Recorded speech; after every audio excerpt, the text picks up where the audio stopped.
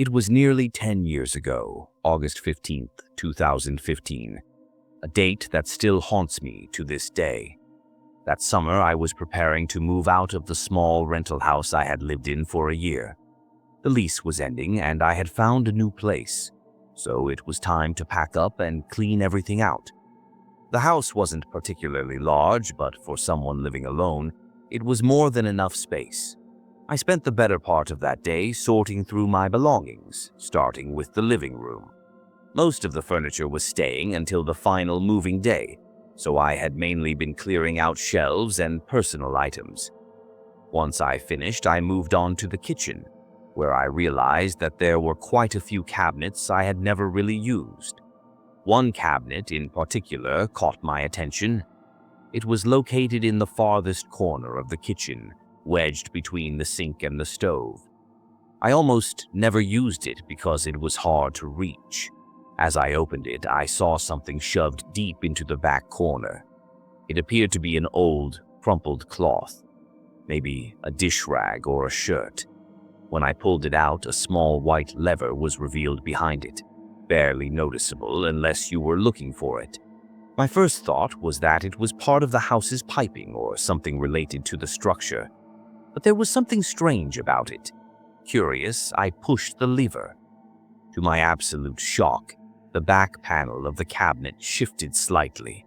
I hesitated before pulling at it, revealing a hidden opening. Inside, there was a small, dark space, just big enough to crawl into. The discovery made my stomach turn. I had been living in this house for nearly a year, completely unaware that something like this was hidden right beneath my nose. With my phone flashlight in hand, I cautiously crawled inside. The space was narrow, almost suffocating. But as I moved deeper, I realized it wasn't just a crawl space, it was a passage. It extended into a small, hidden chamber within the walls of my home. And then, I saw it. Scattered on the ground were empty food wrappers, a few plastic bottles, and several blankets. Someone had been living here. My heart started pounding. I backed away quickly, my mind racing. How long had this person been here? Had they been inside the walls the entire time I was living here? The thought made my skin crawl. The worst part was that whoever had been there could still be nearby.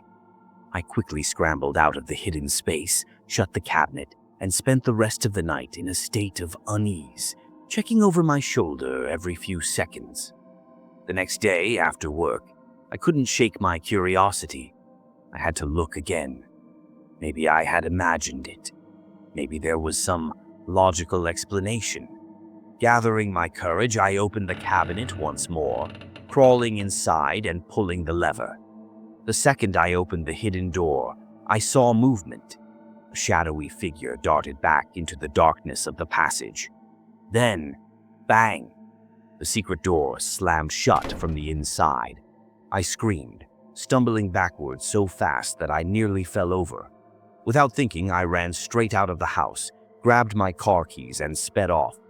My hands were shaking as I fumbled to call the police, barely able to form a coherent sentence as I explained what had happened. The officers arrived quickly, searching every inch of the house, including the hidden passage, but whoever had been in there was gone. There were no signs of forced entry anywhere in the home, meaning they must have been living inside for a long time, unnoticed. That was enough for me. I stayed at a friend's house that night and finalized my move as soon as I could. To this day, I still don't know who was living in that hidden space, how they got in, or how long they had been watching me. But I do know one thing. I was never truly alone in that house. If you think this is terrifying, you won't believe what happened to my friend Melissa. A few years later, she rented a house in an older part of town, one that had a strange reputation. She had always brushed off the eerie feeling it gave her, until she started noticing that small things were moving around on their own. At first, she thought she was imagining it. A chair slightly pulled out from the table when she swore she had pushed it in. Her closet door left slightly ajar when she always kept it shut. Then, one evening while deep cleaning, she found something in the attic that chilled her to the bone. An old wooden box was tucked away in the farthest, darkest corner. It was covered in dust, as if it had been there for decades. When she opened it, she found a collection of personal belongings, photographs, trinkets, and even a small, tattered diary. The photos were of a woman who looked eerily familiar, as if she could have been Melissa's relative. But what truly unsettled her was the diary. The final entry read, "I hear them in the walls. I don't think I'm alone in here." Melissa became obsessed with learning more. She searched old records, asked neighbors about the previous tenants, but no one seemed to know much. Then one night she heard soft shuffling noises coming from the attic. She grabbed a flashlight, determined to find out what was up there. As she climbed the ladder, she felt a rush of cold air, sending a shiver down her spine. The attic was still and silent, but as she scanned her light across the room, she saw something that made her blood run cold. The wooden box was now open, and the diary was missing. That night, Melissa didn't sleep, and the next morning she packed her bags and left. She never went back. Sometimes when we move into a new place, we think we're starting fresh. But the past doesn't always stay buried, and some houses are never truly empty. Years later, Melissa's old house was demolished and a new apartment complex was built in its place. But the strange occurrences didn't stop. New tenants reported hearing whispers through the vents, and the feeling of being watched never truly faded. Some say the spirits of those who lived there before never left, and maybe they never will. A few years ago, I was desperate for money. I was between jobs, struggling to make ends meet, and would take just about any gig I could find. That's how I ended up accepting a house cleaning job from an older man who lived alone. The pay was more than fair, almost too good to be true for a simple cleaning job. But at the time, I wasn't asking questions. I just needed the cash. The man had posted the job online, and we arranged for me to come over early in the morning. He gave me an address, 342 Oak Ridge Drive, a house located at the very end of a long, quiet street. I didn't know much about the neighborhood, but something about the name felt familiar, though I couldn't place why. I arrived at the house just after sunrise. It was small and old, with faded blue paint peeling off the walls.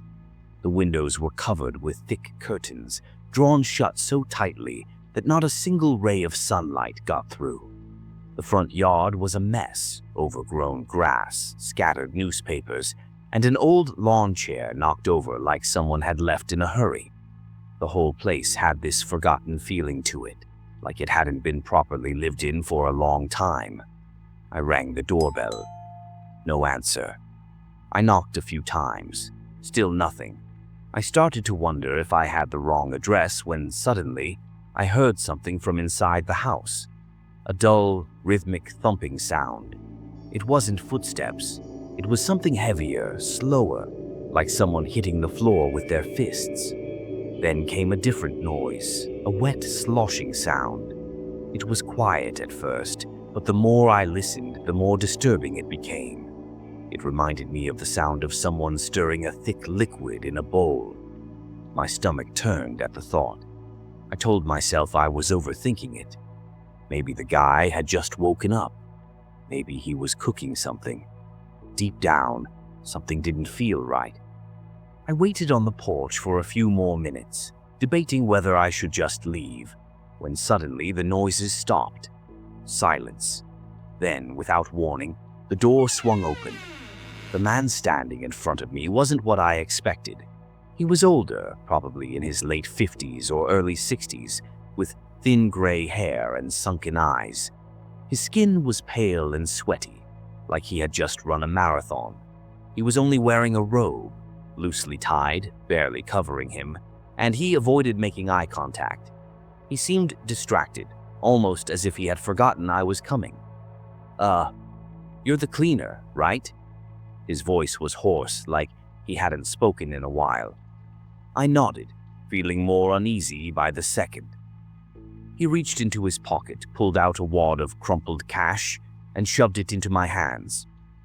"Just clean the bedroom," he mumbled. "That's the only part that needs it." Then, without another word, he stepped past me, walked to his car, and drove off. I stood there, confused. Why would he leave before I even started? Why did he act so strange? At that point, I should have just left. I should have trusted my gut. But the money was already in my hands, and I told myself I was being dramatic. It was just a weird old man. I stepped inside the house. The second I closed the door behind me, I regretted it. The air inside was thick and stale, like the windows hadn't been opened in years. A strange, damp smell hung in the air, a mix of mold, sweat, and something rotten. I covered my nose, trying to ignore it, and made my way down the hall. The living room looked like it hadn't been touched in decades. Piles of newspapers covered the floor, and dust coated every surface. The TV was an old, bulky model that hadn't been turned on in years. I tried not to pay too much attention to my surroundings and headed straight for the bedroom. When I opened the door, my stomach dropped. The room was a disaster. The bed was unmade, the sheets stained with dark smears that spread across the fabric. The walls had strange, splotchy stains, brown, red, and something almost black. The worst part, there were stains on the ceiling. What the hell happened here? I forced myself to step inside. The smell was even worse here, and the air felt heavier. Like something horrible had happened in this room, and the walls had absorbed it. That's when I saw it. In the center of the room, on the floor, was a long metal rod. It was covered in a thick, greasy residue, part rust, part something else. I had no idea what it was, but I didn't want to touch it. Then something caught my eye. In the far corner of the room, there was a closet. The door was slightly open, and inside, I saw a shadow move. My blood turned to ice. There was someone in there. I took a step back, my breath caught in my throat. At first, I thought maybe the old man had forgotten something, maybe he had left the closet open by accident. But then I heard it, breathing, slow, shaky, coming from the darkness inside the closet. I wasn't alone in this house. I turned and bolted out of the room. My foot caught on the floor and I nearly tripped, but I forced myself to keep running. I tore through the hallway, past the dusty furniture, and didn't stop until I was outside. I barely had time to catch my breath before I heard something behind me, a dull creak. I turned my head just in time to see the bedroom door slowly swinging shut. I didn't stick around to see what would happen next. I threw the money on the ground, jumped into my car, and sped away. For days, I couldn't get the house out of my head. What had I walked into? Who or what was in that closet? I looked up the address later, just out of curiosity. That's when I found out something disturbing. Years ago, a man had been found dead in that very bedroom.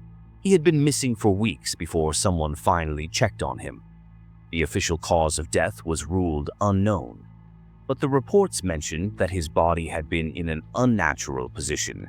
I don't know if it was the same man who hired me. I don't know if I imagined the shadow in the closet. But what I do know is that I will never set foot in that house again. Some things, some places, should just be left alone. If you're still watching in the dark, you're braver than most. Hit that like button and share it with someone who loves a good scare. And don't forget to subscribe. You never know when the next chilling stories will drop.